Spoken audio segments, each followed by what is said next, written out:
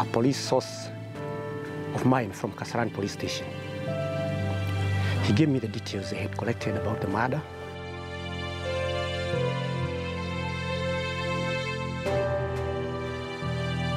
I talked to the brother about what happened. They didn't know until morning.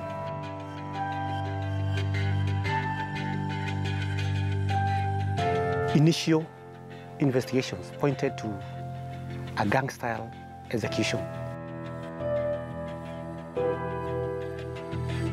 But after he died, then insecurity increased, because that's when we had a lot of carjackings.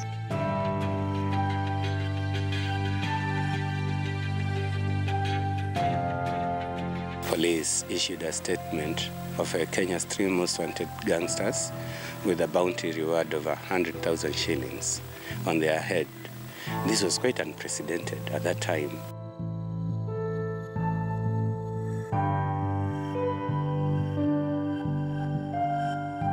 At that time, we had like a bank robbery every week. Gangsters controlling traffic, others robbing shops, others controlling traffic, and no policeman in sight.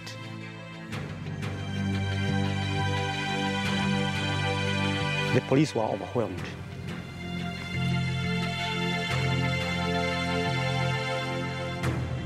For Madere, he refused to acknowledge that he was committing a crime or that he was involved in criminal activities. He felt that he was fighting for people's rights.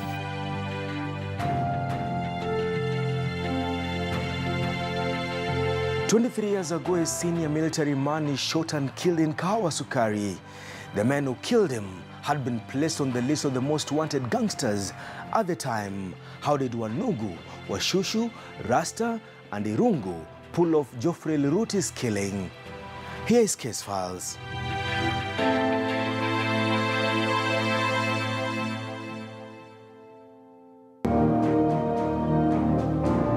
"23 years ago, Kahawa Sukari Estate was a deserted location. There were few houses, and those who occupied them were known to each other. Living on what at the time was a vast bushland was the family of an Army Lieutenant Colonel Geoffrey Luruti, a high-ranking military official at the time based at Kahawa Sukari Barracks. Luruti had opted to stay with his wife, Rosemary, and his 3 children there. At the time, Luruti was the chairman of the Estate Association. The demarcation of the land at the old Kahawa Sukari took shape into a modern residential area. In the mid-90s, there were very few houses. We didn't have a lot of incidences of insecurity at that time, I would say. But after he died, then insecurity increased, because that's when we had a lot of carjackings. And that's when we started coming up with the gates. All was going well until the second week of November 1995. Luruti was attending a 2-week management training at the Kenya Institute of Administration, and while his fellow soldiers stayed in campus during the training, Luruti left for home every evening. On the 13th day of November 1995, Luruti left the Kenya Institute of Administration at around 11 p.m. for home. The 43-year-old father of 3 did not make it to his house. The morning of the 14th day of November 1995, the body of Geoffrey Luruti was discovered 2 houses away from his home. Luruti had been shot several times by unknown assailants. Mburu Mwangi, at the time a young reporter with the Nation newspapers, told Case Files he was at home when he was informed about Luruti's killing. I was called that early morning by a police source of mine from Kasarani police station. He gave me the details they had collected about the murder, and I took a driver from the newsroom and a photographer, and we rushed to the scene.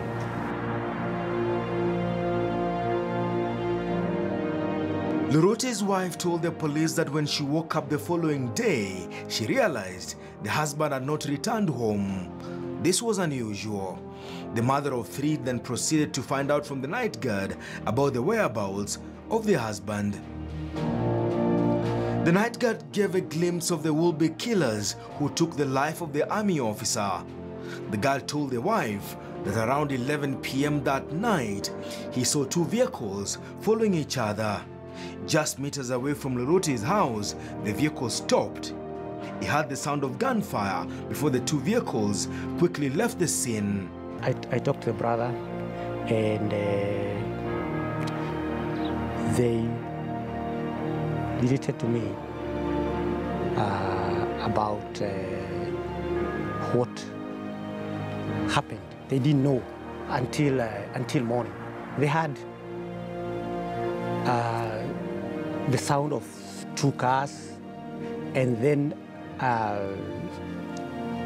two shots. The watchman says he had the gunshots, but he didn't think much about it, which in itself was either he didn't want to get involved, or he was cowardly and ran away, because being the person supposed to be the guardian of the homestead, he would have been the first to actually report this. It would later emerge that Luruti's car had been abandoned along Thika Road. All the car's windows completely shattered. The gang did not steal a thing from the dead army officer. Initial investigations pointed to a gang-style execution, because they didn't take away anything. You see, even the gun they left, the vehicle they left, his wallet was intact.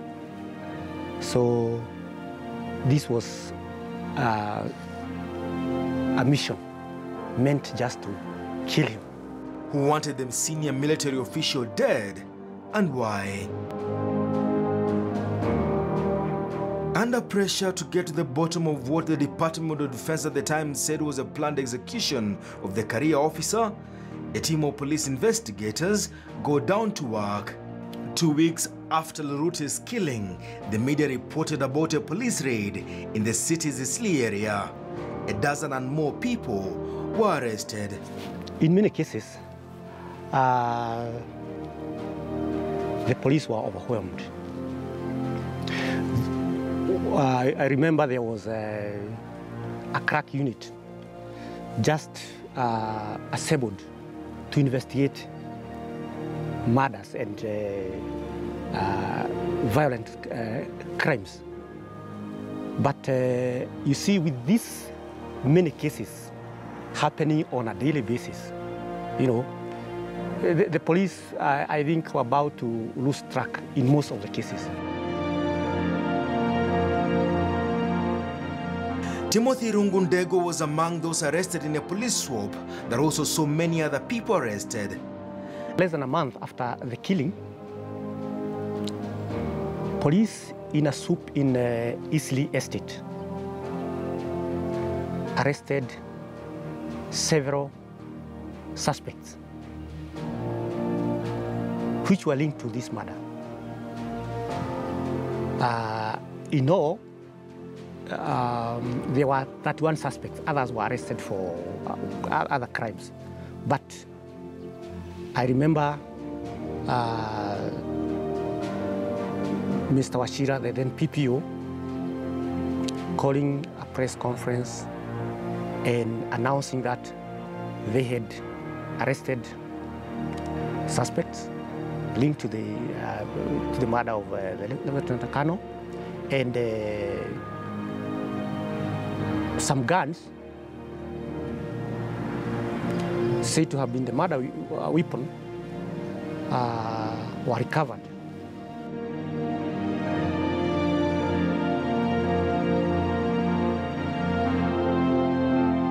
Unknown to the public, the arrest of Timothy Ndegwa was as a result of a tip-off by a woman who will later emerge had witnessed the killing of the army officer.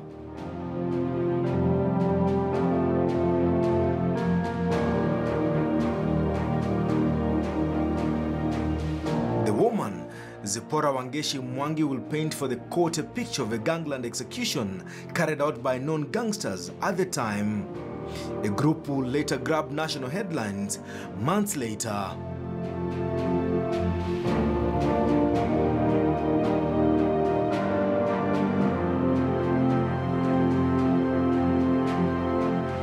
In August, 4 months before the death of the army officer, the National Police Service released a list of 3 most wanted gangsters.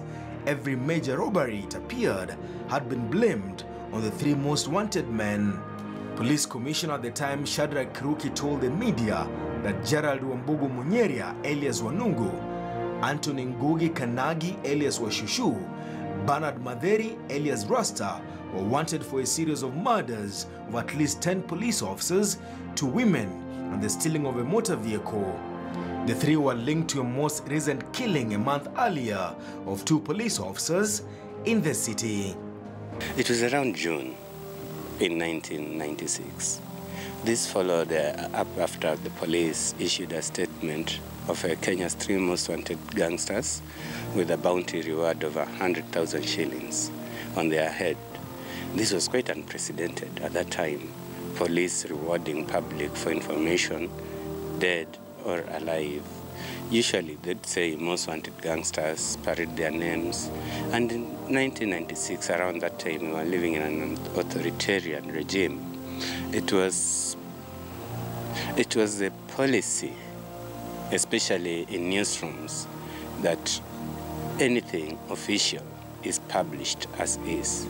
If a statement came from the police, it was official. We could not question that statement, publish it as it is, whether it came from a government minister or whoever. Even if we had our doubts, any official statement was published as is.